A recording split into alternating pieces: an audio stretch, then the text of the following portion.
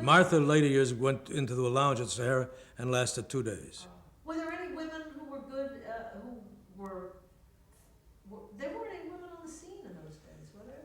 Yeah, there was a lot of women, but you mean funny women? Yeah, funny No, women. no. There was Jean, what was her name? From New York. There And were, not many singers either. That well, were really well, loud singers. well, no, not lounge. Lounges came in later on with the advent of Louis Prima and Keeley and then myself and Don. But the lounges were not, they had music and stuff, but that wasn't important. But we had a lot of girl singers that with top records. Top record names came in and did acts in Vegas. And there was different periods. There was a period of the comic, there was a period of the movie star, period of the record acts, you know, and everything changed. Now it's a period of tigers and already, I want to tell you, we are not getting along with each other, and I want Roy to disappear because I don't think I'm going to work with that man anymore. it's the guys even running the places today. I mean, it's just nothing is the same. I'd rather have a boss. Come here, I want to tell you something. You know the line you used when you talked about, I don't want it in there. Well, it's good, you know, because they were very good writers, those guys, or deleters. I worked for them, and I wonder what's beautiful. I worked first in a nightclub with a partner, and one of those guys said to me, "You don't need him," and I didn't need him. Of course, I have never seen him again. I don't know whatever happened to that guy. Did you have a person who traveled with you? I've heard the stories that everybody, like Milton Berle had his brother, and before Dean, Jerry had Irving Kay, like the father figure. Was it mainly family people? No. Or was it? But No. everybody had to have somebody, right? On the Well, it's very lonely on the road. Very, very lonely on the road. And I think that everybody has, everybody had somebody. I would have a piano player, you know, and people used to say, "Why do you bring your own piano player?" You know. I felt comfortable. I felt comfortable that this man knew me, he knew my work and everything. I didn't want to go in and rehearse every time with somebody else. But I had not gophers. I mean, like most of these people, I had guys that would be around me, you know. and Dean had Mac Gray. Well, Mac Ray originally was with George Raft. And matter of fact, I did a line on Dean one day. I says, Dean is very relaxed. He drank 2 bottles of relaxation before every show. And Mac Gray came back to me, threatened me. Now this little skinny, white-faced man, and I don't say I was a killer in those days, but I was a young kid that just didn't take any guff from anybody. I was angry. I was always angry. Matter of fact, I'm angry now, but I don't know why, but I'll think about something. But he came back to my dressing room, I grabbed him. I said, "Who are you threatening? What is it? I don't understand what this is." And because that's the way their mentality from New York and everything, they thought, you know, you push performers around and this, you know, like act like a hoodlum. Then Jeannie walked in just at that time to congratulate me on the show and everything. And I told Jeannie, you know what he just said to me? And she told him, "Get out, get out." And Dean used to come to watch me work, and we never had, I knew him very well. We were partners in the same hotel.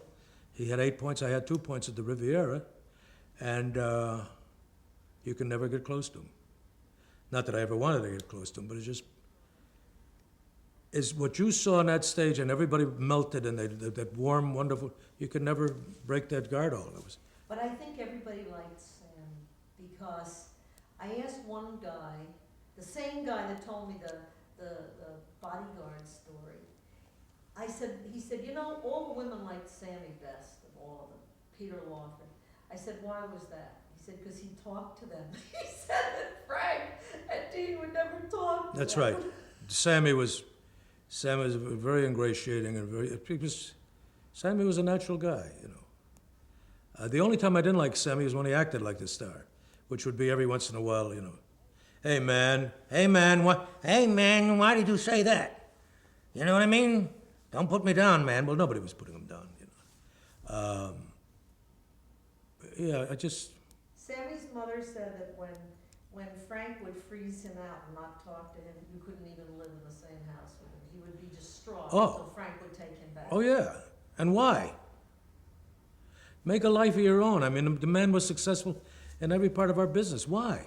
Well, you know, Pat Cooper told me that he felt that Frank broke the color thing, that Frank was the only one who had the power in the early days to say, okay, Sammy stays at the hotel. No, he didn't do that. The one that broke the color barrier was Lena Horne.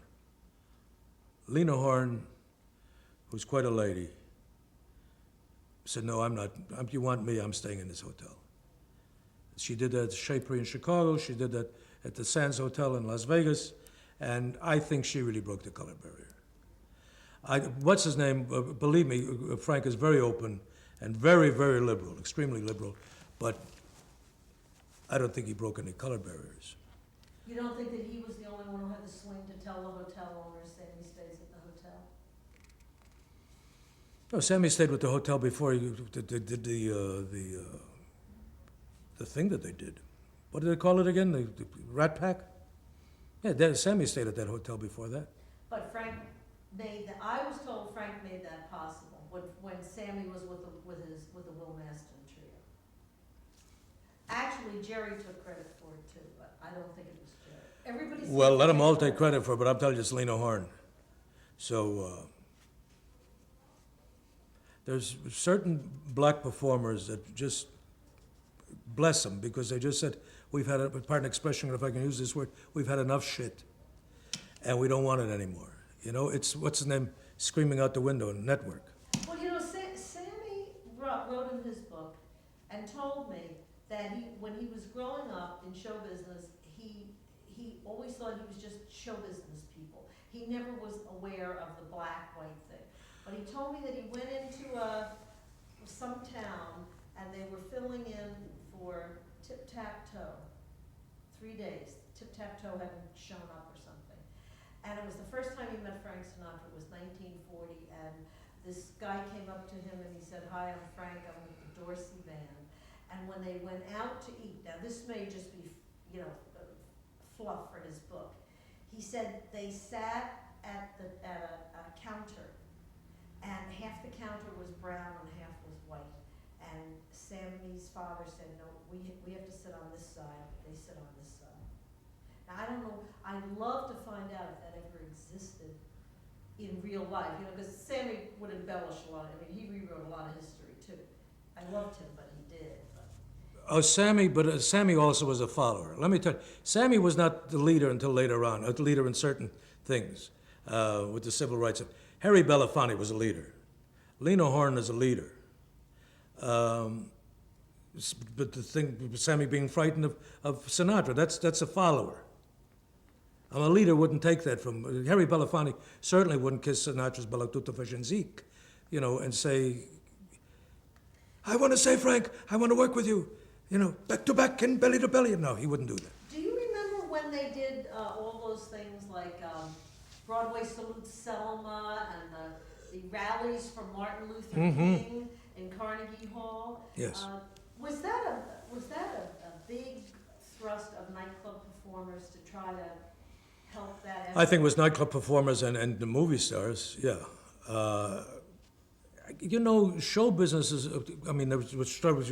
We had anti-Semites, we had anti-blacks in the business because there's haters wherever you go. And they're going to try to change this the world over, it's never going to end. And as soon as we wake up to the fact that that's the way life is, you know, there's haters and there's lovers.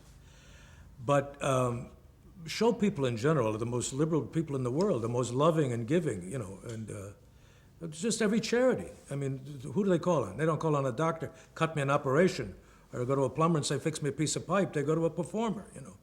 We need a singer and a dancer, and if you can throw in a comic for 7 minutes, okay? Would you do that for us? We're marching. This Thursday, we're marching. The hairdressers, and we're all marching, and we need performances, all right? Swell.